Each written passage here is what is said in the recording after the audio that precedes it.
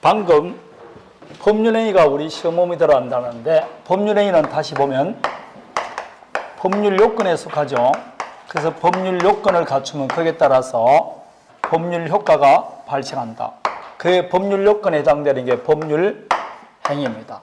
이렇게 법률 행위를 하게 되면 내가 원하는 대로 권리를 변동시킨다 했는데 이 법률 행위가 어떤 요건을 갖추면 우리가 원하는 대로 권리를 변동시키느냐. 이 법률 행위는 다시 요건을 두 가지로 나눠볼 수가 있습니다. 그게 성립 요건과 효력 요건으로 나눠볼 수가 있습니다. 아니 법률 행위가 그냥 성립되면 바로 효력이 나타나지 왜 또 이걸 나누느냐 이 말입니다. 그것은 성립했다 해서 바로 효력이 나타나지 않은 경우도 있습니다. 예컨대 1월 1일 날 신정이 돼서 시아버지한테 인사를 가니까 너 요즘 뭐 하느냐 며느리 예 공인중개사 공부합니다. 아니 그 어려운 걸 한단 말이냐. 그래 너가 그런 어려움을 하니까 내가 대가를 줘야지. 내가 15년 전부터 강남에 3층짜리 건물이 있는데 이걸 널 주마 라고 말을 하는 겁니다. 공짜로 준다고 하는 겁니다. 정력 이야기입니다. 그러자 입했던 아들이 아버님 확실해 주세요. 확실해 준다면 도장 찍어달라는 겁니다. 도장을 찍었어요. 그런데 그러면 어른이 정력 이야기를 했으니까 법률행위를 하게 되면 권리를 취득, 변경, 소멸하는 게 효과 아닙니까? 그럼 그 효과가 소유권을 취득하는 게 효과예요. 그런데 갑이 하는 말이 단 공인중개사 시험에 합격하면 주겠다는 겁니다. 그럼 당장 소유권 취득할 수 있어 없어요? 없어요. 언제 소유권 취득할 수 있다고? 합격을 조건으로 한 겁니다.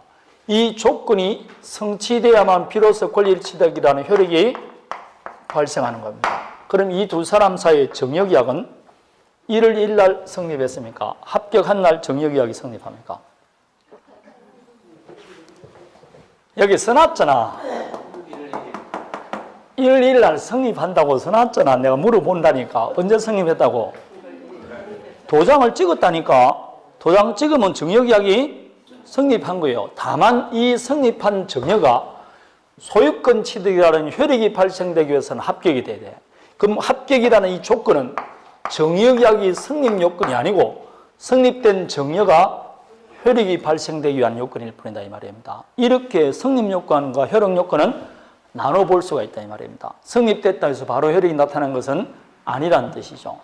그런데 이 성립 요건은 그것이 계약이든 단독행위든 유인행위든 무인행위든 물건이든 채권이든 모든 법률행위는 일단 요 세 가지는 있어야만이 성립합니다. 모든 법률행위에 다 필요한 성립 요건을 일반적 성립 요건이다 이렇게 말을 합니다. 일반적 성립 요건에 몇 가지가 있느냐? 세 가지가 있어요. 그 중에 한 가지는 우리 했게 안 했게? 했죠. 법률행위가 성립하기 위해서는 반드시 의사표시가 있어야 되지 않습니까? 두 번째, 의사표시의 주체, 당사자가 있어야 돼요. 다음에 의사표시의 내용, 목적이 있어야 됩니다. 이 셋 중에 어느 하나라도 들어가지 않으면 의사표시는 성립하지를 않습니다. 자, 그런데 보통은 요 세 가지만 있으면 되는데 특별한 법률행위는 이거 아닌 다른 것도 필요한 법률행위가 있어요. 그래서 이걸 모든 경우에 다 필요 없고 특별한 경우만 필요해서 특별 성립 요건이라고 합니다. 특별 성립 요건에 해당되는 대표적인 게 방금 제가 혼인할 때는 혼인하겠다는 의사만 있으면 성립합니까? 혼인 신고해야 됩니까? 신고해야 되죠. 그러면 요거 모든 경우에 신고할 필요 없고 혼인할 때만 특별히 필요한 것이니까 요거는 이 신고는 특별 성립 요건이다. 이렇게 말하는 거죠. 아니면 유언의 경우 일정한 방식을 갖추지 않으면 유언 자체가 성립이 안 되니까 요 일정한 방식은 유언일 때만 필요한 거니까 요걸 특별 성립 요건 이렇게 말을 합니다. 현상 광고는 나중에 보면 돼요. 다음에 성립한 법률행위라도 효력이 나타나기 위해서는 다시 당사자라도 당사자 능력이 있어야 돼요. 능력은 권리 능력, 의사 능력, 행위 능력이 있어야 된다. 이렇게 말합니다. 다음에 목적이 있더라도 목적이 확정, 가능, 적법, 사회적 타당성이 있어야 된다. 이거 다 나중에 배웁니다. 이런 게 있다고 보면 돼요. 다음에 의사 표시가 있더라도 그 의사와 표시가 일치해야 돼요. 그리고 의사 표시에 하자가 없어야 됩니다. 이래야만이 필요성 효력이 발생하는 겁니다. 그럼 이런 게 일반적 효력 요건이고 특별 효력 요건도 있겠죠. 대표적인 게 지금 갑과사에 정리하면서 합격을 조건으로 정력이야기했습니다. 그러면 정력이약 할 때마다 무슨 조건을 붙이는 건 아니잖아요. 특별히 조건을 붙였을 때만 해당되니까 이 조건 혹은 나중에 우리가 기한이라고 배워요. 이런 것은 효력을 발생하기 위한 요건이다. 그래서 효력 요건이지 성립 요건은 아닙니다. 아니면 대리권의 존재라고 나중에 배워요. 이거는 뭐냐면 봐봐요. 갑이 을에게 아파트 매매에 관한 대리권을 줬어요. 대리권이란 대신할 수 있는 권리를 준 겁니다. 그래서 이 대리인이 상대방과 가서 매매 계약을 합니다. 매매 계약하게 되면 이 매매 효과는 누구한테 가느냐? 갑한테 갑니다. 마치 갑이 매매한 것과 같이 갑의 부동산이 날아가는 겁니다. 왜냐? 대신해서 매매할 권리를 줬으니까. 그런데 이 을은 대신할 뭐가 있다? 권리가 있어요. 대리권이 있습니다. 그런데 을이 병과 매매 계약하고 도장을 찍었어요. 도장 찍었다는 건 성립했다 안 했다? 했는데 실제로 을에게 대리권이 없어요. 그럼 대리권 없는 자가 매매 계약하더라도 이 효과가 본인에게 계속되게 안 되게? 안 됩니다. 대리권 없는 자가 매매했을 내 집 날아가면 여러분 겁이 나서 지금 살 수가 없잖아요. 그럼 비록 성립하더라도 대리 효과가 본인에게 계속되기 위해서는 대리할 뭐가 있어야 된다? 권리 있어야 돼요. 그럼 이 대리권의 존재는 효력을 나타내기 위한 요건이죠. 뭐 할 때만 들어가는 요건이라고? 대리인이 할 때만 필요한 요건이니까 특별 효력 요건이다. 이렇게 말을 하는 겁니다. 자, 이게 특별 효력 요건입니다. 그게 보면 대리에서 대리권의 존재, 조건, 기한 이런 것들이 있을 겁니다. 유언할 때는 유언은 살아있을 때 성립하지만 유언의 효력은 언제 발생합니까? 사망했을 때. 그럼 이거는 유언에만 필요한 요건이니까 특별 효력 요건 이렇게 말합니다. 문제는 여기에서 보십시오. 성립 요건을 만일 못 갖췄어요. 성립 요건을 못 갖췄으면 우리는 흔히 말할 때 그 법률행위는 불성립됐다 이렇게 말해요. 성립 요건을 못 갖추면 불성립 내지 부존재 이렇게 말합니다. 이 셋 중에 하나를 못 갖추면 문제는 여러분 성립 요건은 갖췄어요. 즉 법률행위는 성립했는데 효력 요건을 못 갖췄을 때 어떻게 할 거냐 이 문제가 발생합니다. 아예 처음부터 성립을 안 했으면 좋은데 성립은 됐어요. 근데 효력 요건을 못 갖춘 겁니다. 어떻게 할 거냐? 그러면 이 경우는 한할 수 없이 이미 성립은 됐지만 효력 요건을 못 갖췄으니까 이 성립된 법률행위라도 무효 취소할 수밖에 없습니다. 그래서 무효 취소라는 것이 나옵니다. 그럼 무효니 취소니 하는 것은 성립 요건과 관계 있어 없어요? 없습니다. 효력 요건을 못 갖췄을 때 무효 취소 그럽니다. 이거는 시험에 옛날에도 나온 적이 있습니다. 다음에 조건 기한은 성립 요건과 관계 있습니까? 효력 요건과 관계 있습니까? 그것도 시험에 나왔습니다. 효력 요건과 관계가 있지 성립과는 관계가 없습니다. 이미 성립된 법률행위의 효력의 발생 또는 소멸을 제한하기 위해서 당사자가 붙인 부관을 말합니다. 자, 그러면 우리가 지금 시험 범위 들어가는 게 뭐가 시험 범위 들어간다 했죠? 요 법률행위가 우리 시험 범위 들어간다 했죠?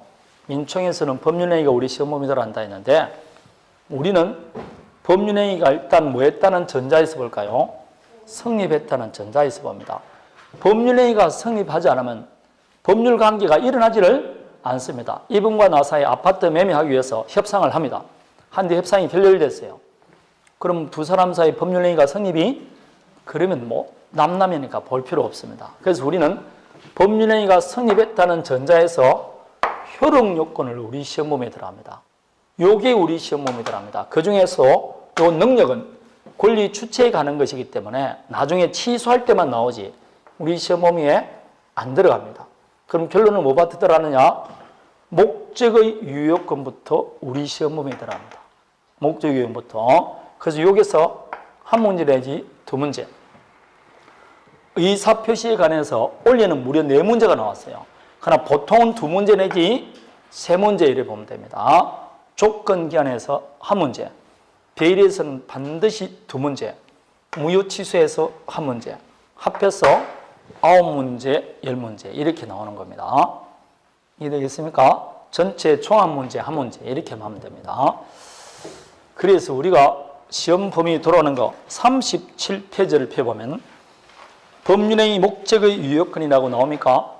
네, 실질상 시험 보면은 여기부터라고 보면 됩니다. 그래서 1, 2월 달 강의니까 오늘까지 요거 지금 여기까지 2시간 동안 강의했죠? 3, 4월 가면 1시간만 합니다. 4, 5월 되면 5, 6월 되면 몇 페이지부터 강의하느냐? 37페이지부터 강의 가능합니다. 앞에 거는 강의하지 않습니다. 왜냐? 이걸 보기 위해서 뭔지 이렇게 본 거지. 실질상 시험은 여기부터 나옵니다. 그리고 103조가 대부분 1번 시험에 나옵니다. 1번 시험에. 5회 시험 중에서 3회 정도는 1번이 103조부터 나오기 시작해요. 목적부터. 이해되겠습니까? 그래서 그냥 한번 살펴보면 목적을 다 보게 되면 의사표시 들어가야 되겠죠. 59페이지 보십시오. 의사표시 나올 겁니다. 나옵니까? 네, 그 의사표시 보면 의사바 표시 불일치부터 들어갑니다. 그럼 의사표시 다 봤으면 이제 뭘 봐야 된다? 대리 봐야 되겠죠. 93페이지 대리가 나옵니다.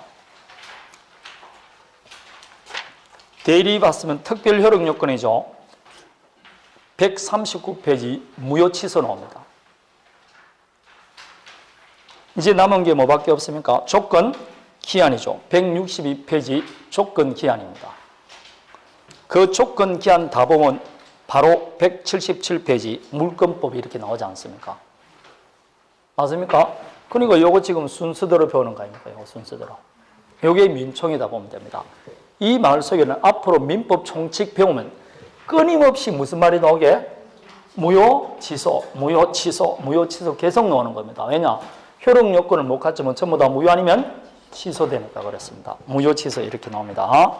자, 그러면 이제 목적의 유효권을 보는다. 그 보기 전에 여러분 책에 35페이지 펴보니까 당사자 능력이라고 나와 있습니까?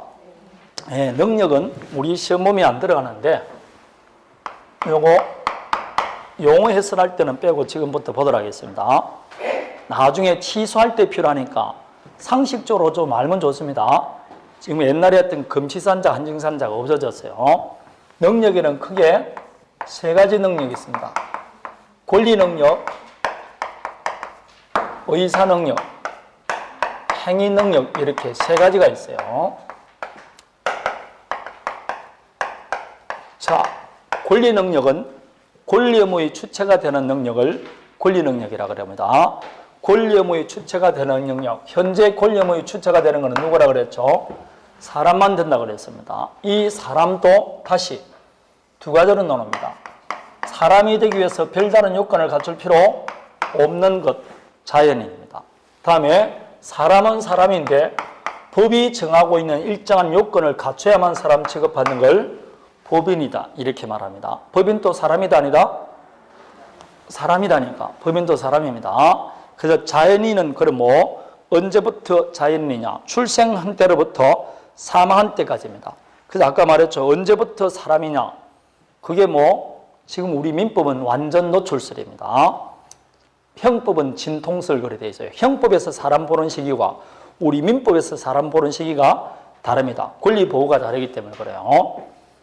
그냥 그런 게 있다. 우리는 완전 노출설. 발가락 하나도 완전히 다 나와야만이 사람 취급받습니다. 그럼 태아는 사람에게 아니게? 아닙니다. 원칙적으로 사람이 아니에요. 다만 태아는 특별한 경우에 보호받는 경우가 있습니다. 그거는 특별한 경우 그렇고 일반적으로 사람 보지 않습니다. 그럼 언제 사람이 아니냐? 사망했을 때죠. 그 사망의 현재 통설은 맥박정지설입니다. 따라서 내가 사망했다 할지라도 맥박이 계속 뛰고 있으면 사망으로 보지 않습니다. 뇌사설을 취하면 맥박이 뛰더라도 내가 죽으면 사망한 것으로 보겠죠. 이런 것들입니다. 자, 다음에 자연인은 그렇습니다. 이 범인은 다시 사람이 모인 단체로서 사람 취급받는 걸 사단법인, 일정한 목적의 재산의 모임이 재단법인 그래요. 사단은 다시 그 구성원에게 이익을 분배할 수 있느냐 없느냐에 따라서 영리사단법인과 비영리로 나눕니다. 그런데 영리사단법인 중에 대표적인 게 삼성전자 주식회사입니다. 그래서 이 영리사단법인은 우리 민법에서 취급하지 않고 상법에서 취급합니다. 우리 민법은 비영리, 동창회 이런 걸 취급합니다. 그러면 삼성전자 주식회사는 이름일 뿐입니다. 이름이고 우리 민법적으로 보면 삼성전자 주식회사는 영리사단법인으로서 사람 취급을 받습니다. 그래서 삼성전자 주식회사 명의로 집을 사고 팔 수가 있습니다. 왜냐? 똑같이 사람 취급받습니다. 비영리, 동창회입니다. 연대 해관 이런 걸 들어봤습니까? 연대 동창회 해관, 고대 해관 이런 거 들어봤죠? 그 동창회 명의로 뭘 가지고 있다? 빌딩을 갖고 있는 겁니다. 왜냐? 그 동창회도 뭘 취급받는다? 사람 취급받으니까 그랬습니다. 고등학교 동창회 운동회 할 때 떡볶이 팝니까 안 팝니까? 팔죠? 그럼 동창회는 비영리지만 영리 활동을 하잖아요. 비영리 법인에서 영리 활동을 못하는 게 아니에요. 그러니까 회관이 있으면 회관 임대하고 임대료 수입 챙기지 않습니까? 이번 고대나 연대 이런 회관은 돈이 굉장히 많습니다. 그런데 한 번도 동창한테 이번에 수익이 얼마니까 얼마씩 분배해준다는 말 들어봤습니까? 못 들어봤죠. 왜냐? 비영리니까 아무리 영리 활동을 하더라도 구성원들에게 나눠주면 아니 됩니다. 그걸 비영리라고 그래요. 대신 장학금 형태로 줄 수는 있게 없게 그런 형태를 주지 구성원에게 돈 나눠주지는 않습니다. 그러면 세금을 내야 됩니다. 재단은 일정한 목적을 위한 돈이 모인 건데 재산이 모인데 재산이 재산한테 줄 수는 없죠. 비영리입니다. 이게. 자, 이렇게 구성이 되어 있어요. 그래서 병원 같은 거는 재단법인에서 운영하죠. 재단이지 않습니까? 그러니까 의사들한테 월급을 주는 것이지 구성원한테 돈 나눠주지는 않습니다. 근데 그걸 이제 영리로 만들자 말자 지금 그런 이야기가 나오는 거 아닙니까? 영리로 만들자. 비영리가 뭐고 뭐라고? 영리법인을 만들자. 지금 그렇게 말하는 것도 있는 겁니다. 자, 그러면 사단이라도 다 법인이 될까 안 될까요? 아닙니다. 사단이 법인이 되기 위해서는 법이 정하고 있는 뭘 갖춰야 된다? 요건을 갖춰야 돼요. 대표적인 거 뭐 설립 등기 등을 해야 됩니다. 그럼 사단이면서 아직 법인으로서 요건을 못 갖췄죠? 그 요건 못 갖춘 사단을 뭐라 한다? 법인 아닌 사단이라고 그러잖아요. 총류할 때 나온다니까. 아마 1개월 들었더라도 아무 소용이 없다니까. 그러니까 항상 말하지만 저번 달에 들은 사람과 안 들은 사람 보면 막 들은 사람 보면 대답도 하고 그러니까 이번 달에 들어온 사람은 막 겁이 나죠. 공부 마형같이 보이니까. 고개만 끄떡하지 아무것도 몰라요. 아무 신경 쓸 필요 없습니다. 그냥 들어봤다는 이야기지 뭐 아무 생각 없습니다. 그러니까 똑같다고 생각하면 돼요. 법인 아닌 사단, 법인이 아니면 권리 능력이 있어 없어요? 없으니까 법인 아닌 사단을 달아 말하면 권리 능력 없는 사단이라고 합니다. 대표적인 게 교회 같은 겁니다. 종중 이런 것들. 자, 요거 권리 능력이라고 합니다. 자, 그러면 갑과을사에 토지 매매 계약 했는데 매매하고 보니까 이 을이라는 자가 개입니다. 그럼 비록 도장을 찍더라도 효력이 발생하게 안 하게? 안 합니다. 왜냐고? 권리 능력이 없으니까. 권리 능력 없는 자의 법률행위는 무효가 되는 겁니다. 걔가 똑똑해서 도장을 찍었다니까. 그래도 무효가 되는 겁니다. 두 번째입니다. 갑과을사에 매매 계약했어. 도장 찍었어. 그런데 보니까 3살짜리가 도장을 찍은 겁니다. 분명히 권리 능력은 있어 없어요? 있잖아. 지금 자연인이라니까. 그러나 이 3살짜리는 자기가 하는 행위의 의미와 결과를 인지할 수 있어 없어요? 이렇게 자기가 하는 행위의 의미와 결과를 인지할 수 있는 능력을 의사능력이라고 그래요. 그 의사능력 없는 자의 법률행위는 지금 여기에만 무효가 아니고 권리능력이 없더라도 뭐가 된다? 무효. 의사능력이 없더라도 무효입니다. 그래서 권리능력이 있더라도 다시 의사능력이 있어야 돼요. 의사능력 없는 자의 법률행위는 무효가 됩니다. 그래서 의사능력 없는 자를 의사무능력자라고 합니다. 대표적인 게 어린아이, 만취자, 술 먹고 까랑한 사람 말입니다. 이걸 옛날에 명정자라고 그랬어요. 그러면 물어봅니다. 45세 건장한 남자는 언제나 의사능력이 있다 그러면 맞을까요? 틀릴까요? 예? 이 의사능력은 구체적이고 개별적으로 따집니다. 즉 매매계약 할 때 그때 의사능력이 있었냐 없냐 따지는 것이지 의사능력은 언제나 있고 언제나 없고 이런 게 아니에요. 45세 건장한 남자라도 소주 3병 반이나 먹고 계약을 했습니다. 그럼 일반적으로 의사능력이 있어 없어? 만취자잖아. 그럼 뭐가 없다고? 의사능력이 없는 겁니다. 그럼 그 매매할 때 의사능력이 있냐 없냐 봐야 되지 일률적으로 보는 거 아닙니다. 그래서 개별적이고 구체적으로 살펴본다. 여러분 소주 3병 반 먹고 완전히 뻗어가지고 오른쪽 눈 끔뻑끔뻑 하지 않습니까? 그럼 이거로 바뀌는 거예요. 그래서 왜 제가 소주 3병 반이 그러냐? 실제로 이런 사건이 있었어요. 소주 3병 반 먹고 매매한 적이 있었습니다. 그래서 나중에 나는 정신 상태가 없는 상태였다. 그럼 대법원에서 판결이 나왔어요. 첫 번째 판결 먼저 보면 첫 번째 말이 소주 3병 반이나 먹고 이렇게 나왔어요. 그래서 의사 능력이 없다 해서 그 법리를 무효로 나온 판결이 있습니다. 그래서 소주 3병 반이랑 여기서 나온 겁니다. 그럼 꼭 소주 3병 반만 그게 아니에요. 한 병만 먹고도 가라앉는 사람이 있고 한 마를 먹더라도 괜찮은 사람이 있잖아. 구체적이고 개별적으로 살펴본다 이 말입니다. 여기서 이제 문제가 된 겁니다. 그러면 권리 능력이 있더라도 의사 능력이 없으면 법률행위 하게 되면 무효가 되죠.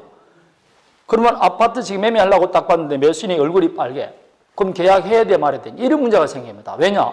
구체적이고 개별적으로 살펴봐야 됩니다. 그럼 그때마다 다 피 뽑아야 돼. 알코올 조사하기 위해서. 그럼 그때마다 풀 뽑으면 말만 좀 이상하더라도 피 뽑아야 돼. 그럼 중개업소가 거기에 흡혈기 막 모인 것도 아니고 곤란하다니까 무슨 말이냐면 의사 능력이 있는지 없는지는 개별적이고 구체적으로 살펴봐야 되니까 판단하기가 어렵습니다. 그래서 수많은 행위 중에서 법률 요건 중에서 법률 행위를 하게 되면 행위자가 원하는 대로 권리를 나타내는 것이죠. 그럼 이 법률 행위는 굉장히 신중해야 되기 때문에 의사 능력, 권리 능력, 이 권리 능력은 구체적이고 개별적으로 살펴보는데 이 행위 능력은 그 사람의 구체적인 개별적인 능력과 관계없이 법률 행위를 하기 위해서는 일정한 요건을 갖춰야 된다고 만들어줍니다.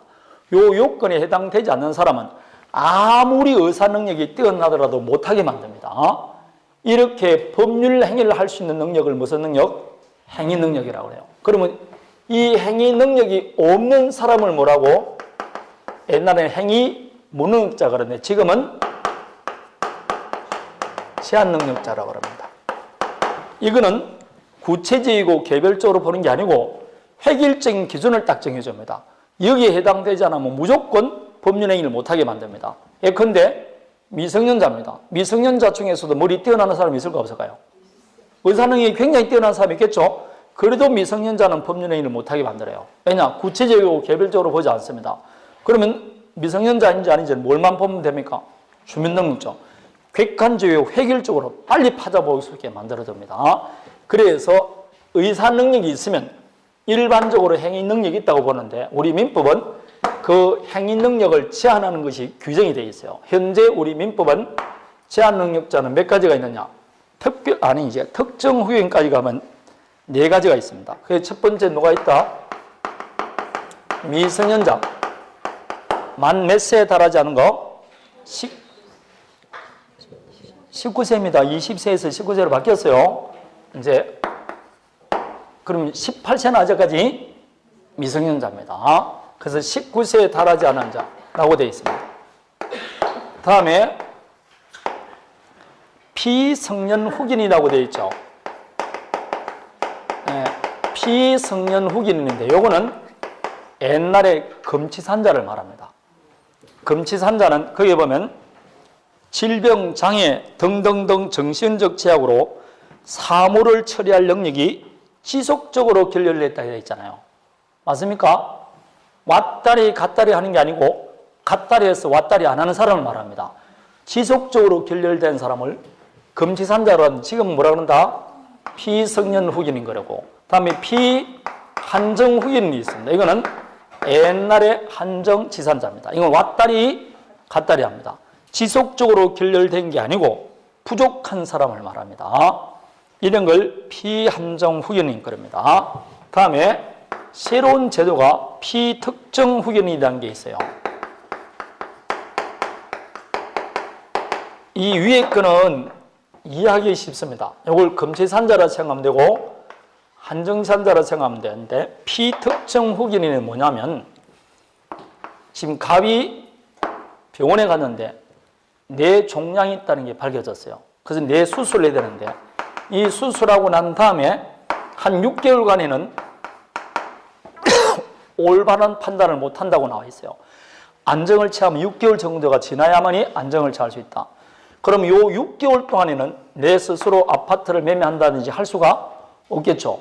그럼 이 6개월 동안만 내 능력을 제한할 수 있습니다. 그래서 오른쪽 보시죠. 질병, 장애, 노령, 기부학계의 사유로 인한 정신적 제약으로 일시적인 후원 혹은 특정 사무에 관해서 후원이 필요한 사람. 예컨대 다른 거는 괜찮은데 부동산에 관해서는 내가 내 정신이 올바질 않으니까 다른 사람이 후원이 필요하다고 할 수가 있을까요? 없을까요?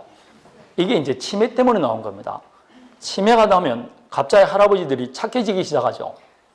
그래서 재산을 그냥 남한테 공짜로 막 줍니다. 그럴 때는 뭐 하냐면 다른 능력은 그대로 두고 부동산에 관해서만 이 할아버지가 처리를 할 때는 누구의 뭘 받아야 된다? 동의를 받게 만들어줄 수 있습니다. 그럼 스스로 가서 나 좀 특정 후견인 좀 해주세요 라고 할 수가 있습니다. 그 선고받은 사람을 뭐라 한다? 피특정 후견인 이렇게 말합니다. 되겠습니까? 네. 요 네 사람이 흔히 뭐라고?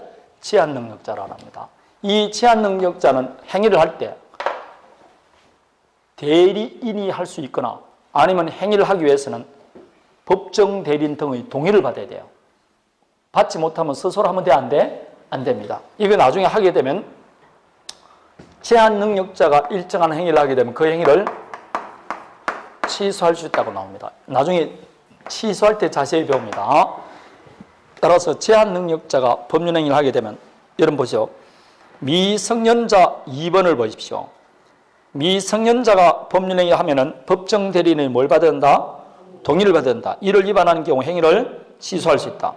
피성년 후견인 2번을 보십시오. 가정법원이 정한 취소할 수 있는 없는 법률행위를 제외한 피성년 후견인의 법률행위를 뭐 할 수 있다? 취소할 수 있고, 그 오른쪽 피한정 후견인도 보면 취소할 수 있다. 이렇게 되어 있습니다. 결국은 권리능력이나 의사능력 없는 자의 법률행위는 뭐가 된다? 무효고, 무효입니다. 제한능력자는 법률행위는 취소할 수 있습니다. 이렇게 무효 취소를 만들어주는 겁니다. 행위능력, 제한능력자 이렇게 말합니다. 그래서 능력이란 권리능력, 의사능력, 행위능력을 말합니다. 행위능력 없는 사람을 제한능력자라고 합니다. 그런데 우리 시험에 제한능력자 나오는 것은 오로지 뭐밖에 없다?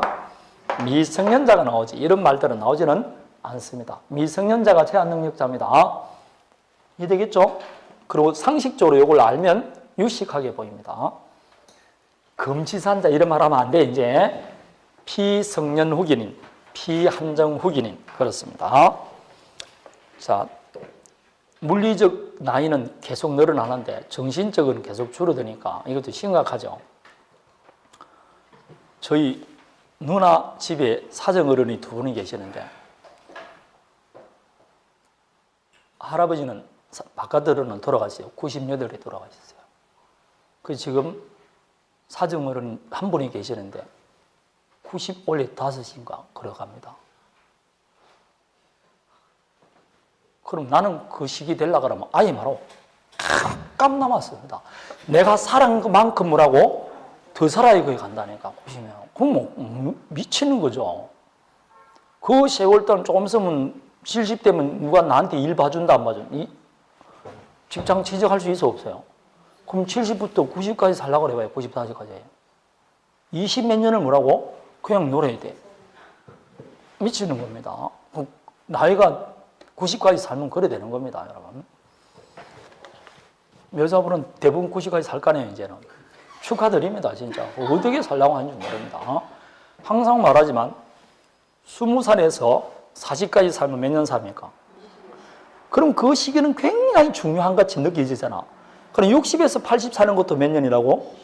똑같다니까. 그 많은 세월을 보내야 되는 거야. 그걸 별거 아니라고 생각하면 안 된다니까.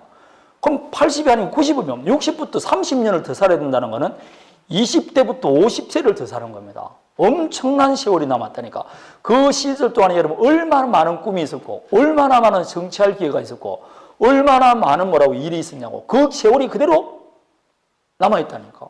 그 세월이 그대로 남아있다니까. 오히려 더 많은 세월이 많이 변한다고 볼 수 있겠죠. 요즘은 세월이 짧아지니까. 그게 남아있다니까. 이게 심각한 이야기라니까. 그냥 사는 게 아니라니까. 그럴 때 공인중개사 자격증 한이라도 있어 보십시오. 노후 설계가 달라진다니까. 60대에서 이제 80대에서 공부하려고 해봐요. 이제 안 되지. 그러니까 공부는 팡팡할 때 뭐라고? 자격증 이런 걸 떠나는 게 좋다니까. 나중에 어떻게 될지 모릅니다. 응?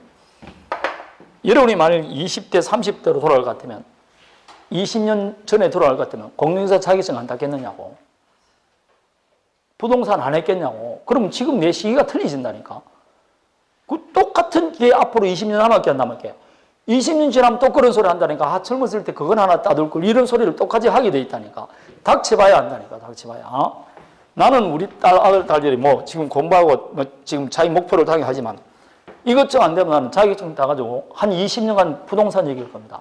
이 길을 한 20년 더 가봐요. 20대부터 20년 할 것도 없고 한 10년만 하면 돼. 그럼 그 사람은 한 자리에서 한 10년 내지 15년 했죠? 무시무시한 사람이 되어 있다니까. 취직하는 것보다 훨씬 더 뭐라고? 좋은 길을 가진다니까. 그런데 하라 그러면 한다 안 한다? 안 하니까 문제되죠. 나는 말 다시 돌아간다 그러면 대학교도 안 가고 이거 해가지고 뭐라고? 혼자 살 거야. 그래서. 응? 자유롭게. 얼마나 좋아. 뭐. 아침 10시에 나와가지고 뭐. 10시에 출근하면 된다. 10시에. 뭐. 바쁜 일 있으면 잠그면 돼. 얼마나 좋아요. 근데 자격증이 있어야 된다. 고등학교 나는 이게 자격증 이 길을 할 거라니. 단 결혼은 안 할 거래. 결혼하면 토요일까지 나와야 되고 일이 복잡해. 그러니까 혼자 사면 토요일 안 해도 된다. 능력자 했습니다. 미성년자는 제한 능력자다. 자, 그럼 본격적으로 목적의 유효권을 봅니다. 목적의 유효권인데 법률행위 목적은 확정 가능, 적법, 사회적 타당성이 있어야 된다 했죠. 자, 갑과 사의 아파트 매매 계약을 체결합니다. 그럼 계약이란 말이 나오면 다 법률행위였습니다. 이게 효력이 나타나기 위해서는 목적이 확정 가능, 적법, 사회적 타당성이 있었는데 이 매매의 목적은 뭡니까? 목적이라는 권리를 취득, 변경, 소멸하는 게 목적 아닙니까? 그럼 이 갑은 이 매매를 통해서 대금을 취득하는 게 목적이에요. 을은 이 건물 소유권 취득하는 게 목적이다 이 말입니다.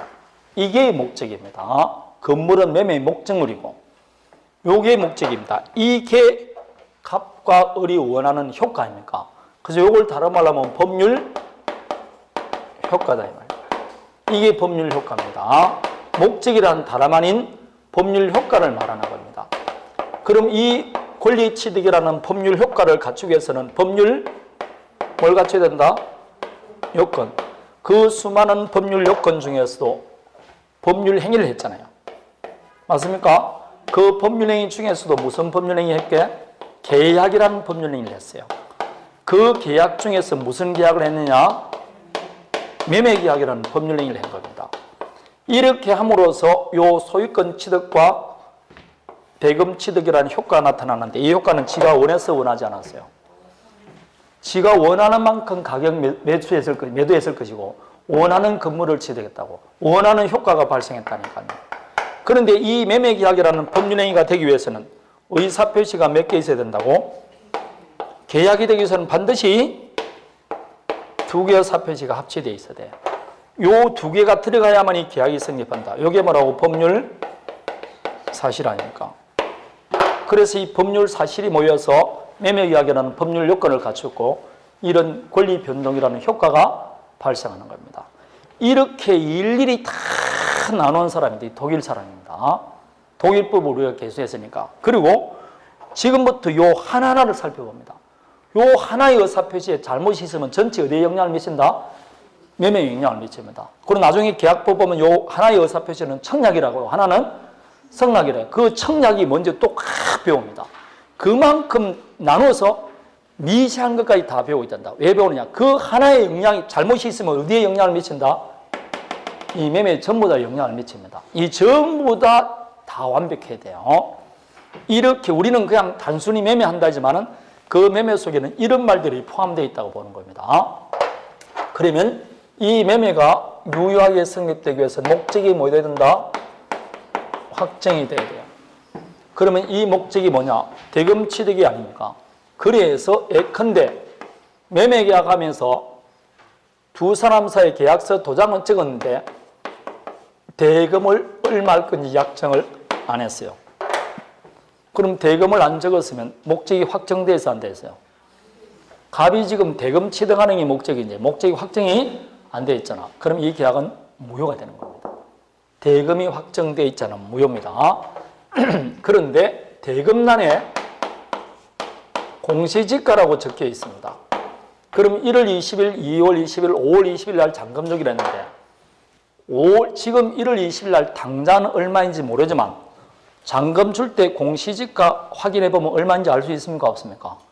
그럼 지금은 확정되어 있지 않지만 장차 확정될 수 있죠. 그러면 유효하게 성립합니다. 그래서 이 시험은 딱 전 공인중개사 전체를 통틀어서 두 번 나왔는데 두 번 다 법률행위는 성립 당시 확정되어 있어야 된다. 이렇게 나왔어요. 틀렸습니다.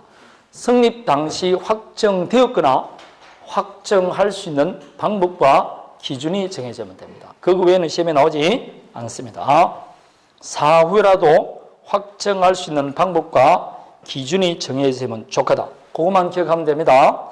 자, 이게 목적의 확정에 관한 겁니다. 자, 두 번째 가능 봐야 되는데 조금 쉬었다 할까요? 네, 쉬었다 하겠습니다.